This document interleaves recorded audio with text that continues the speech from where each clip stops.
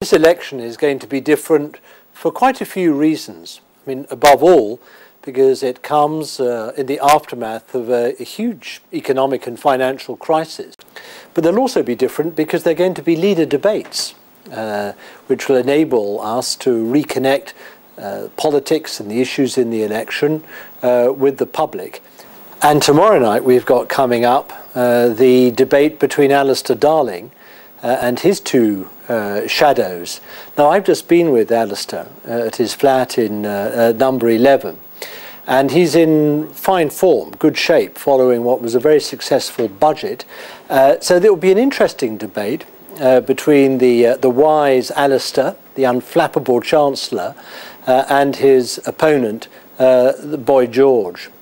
And let me just say this about George Osborne, who I've known on and off for a wee while.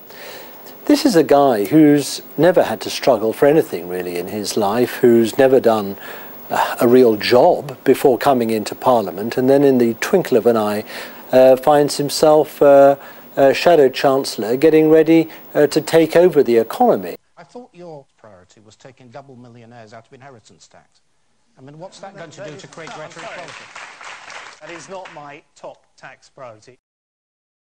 What really struck me about the debate this evening was that George Osborne came fresh from his big policy launch today. He had his script, he had his policies, he had his arguments apparently all lined up.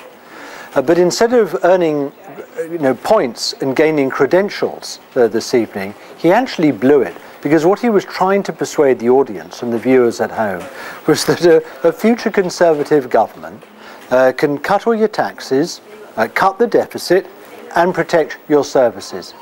You can't. It doesn't add up. There's not money in the bank to pay for it, and money doesn't grow on trees. And I think the audience reaction was very clear. He's the only one of the three who, at the end of the day, didn't gain a single clap from the audience, and all he did was drive away from the studio with his L plate still flapping in the wind.